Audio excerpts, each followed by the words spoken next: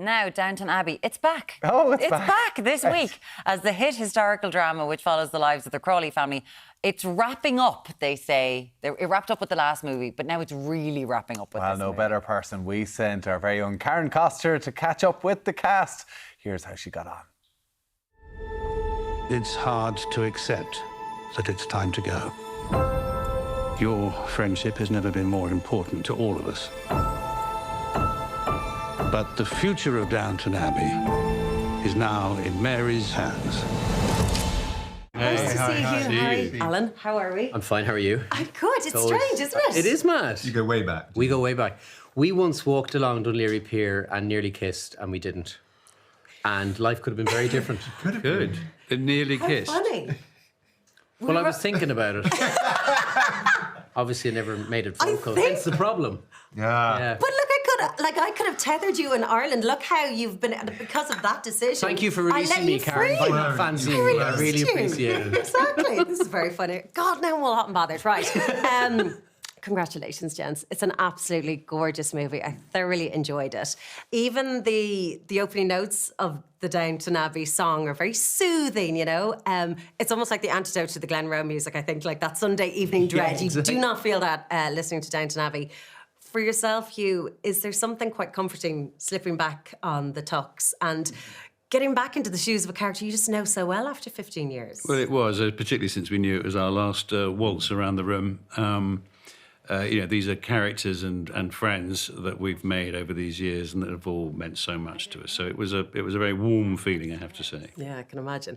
And Alan, like after 15 years, I remember like interviewing the cast, not yourself now at this stage, but like it was 15 years ago. You're all in the same job. I'm not. Like, it's crazy to think like over the time, like there's been marriages, there's been babies. Joanne is pregnant in the movie with her second child.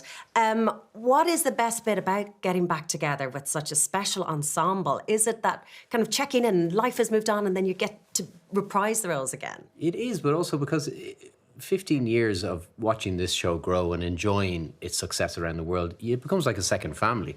So you are checking in with each other, as you said, but also we've been with each other through the highs and the lows because it is such a long period of time, and those bonds become even tighter because of that.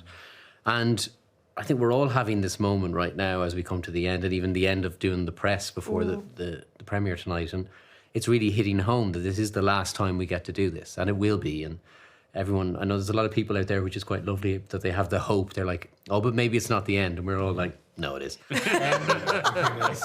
So it does, but it does have that sense of finality to it that's only kind of hitting home now. Yeah. So I think I'm terrified I'm going to be a blubbery mess later on. I'm sure there will be tears. Waterproof mascara. Oh, I have it on already. Yeah. These keep them in. In terms of going out with a bang, though, the star power that this movie shows up with Jolie Richardson and Paul Giamatti, when you have characters like that, amongst others, does that add an extra electricity to the set? Of course, yeah. And I think what Julian does really well is introduce these characters from a different perspective. So you really make the family question their motives and their position, their beliefs in life by throwing in some really modern Americans. So I think it creates more drama, obviously, and is a real thrill for us to be around Giamatti and Alessandro and all these icons, because they raise our game, and it's fun to see them putting on our costumes. They also bring a different energy, you know, because we're so used in a way to the rhythm that we It's good for us. You bring someone else in, it kind of has to change it up, which is great. Because I imagine you guys have a shorthand with each other, presumably having worked together so long. Pretty much. I mean, I think, you know, with the cinematographers running out of corners of the room to put the camera in, to make it look fresh, and we sort of know the rhythm of, if you go into the library, who's going to sit where, probably, and who's going to drink tea, who isn't, and that sort of thing. We can all tell each other what we're going to drink after dinner, and so to have fresh meat that we can dive into and rip apart is always delicious. Absolutely.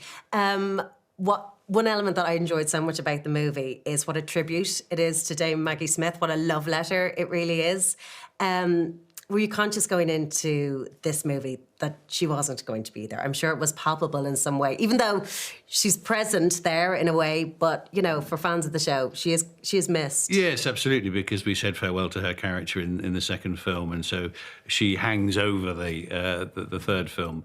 And then, of course, in real life, when she passed away a couple of months after filming, this inevitably becomes a tribute to her, and quite rightly so, because she was hugely missed. But you know, I think her presence is felt quite enough, and I think the film gets away with it. As soon as we sat down at the dining table, I think someone got out their phone and sent her a text. Yes. You know? Yeah. And so she's iconic and absolutely the heart of it. Yeah, absolutely. And lovely how you refer to her lines from the show, like there's a reference to The Weekend. What is The Weekend? Glad Granny's not here to hear you talk about The Weekend.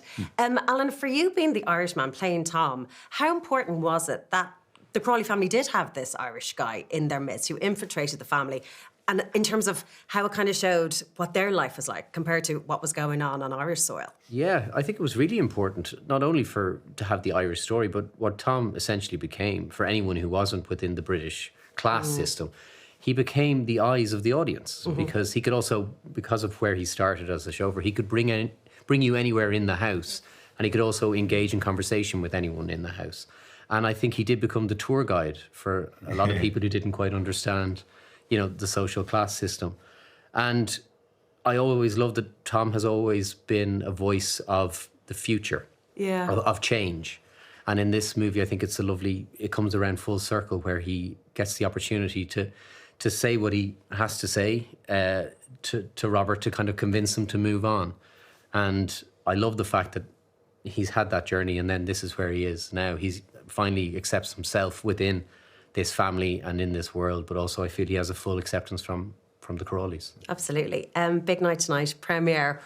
What is the plan? How do you celebrate? How do you say goodbye? I have to get Hugh dressed first, the corset, to tie that up. Yeah, it's a two-man job. It is a two-man. It's you and me, and then his train is unbelievable. So, I can't wait to see. But it is a celebration, and I think it is that sense of.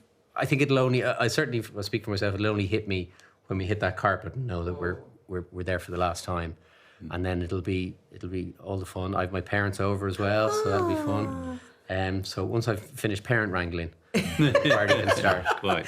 They can't pull focus, Alan. We can't have that. Oh, they wouldn't anyway. Yeah, my mother's from Limerick. Sure, she just wanted to see a camera.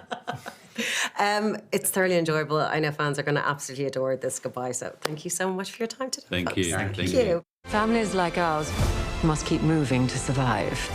And all of your support is more important to me than I can say. If Mama were alive, what would she do?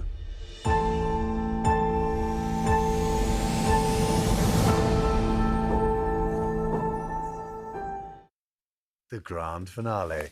The Sorry, can we saucer go and the back cup to of tea. Alan Leach and Karen Coster? I know. At the start. Almost kissed. We want to hear more about that story. Almost kissed on Dunleary. I'd watch a movie about that, Karen. That's what I want to watch a movie about. Tell you what, exactly. Don't worry about Hugh Bonneville. Don't worry about the rest. Let's find out more of the gods. John's sitting at home going, sorry, what? What the hell did I done there? Karen Coster, huh? She did go puce though, wasn't it?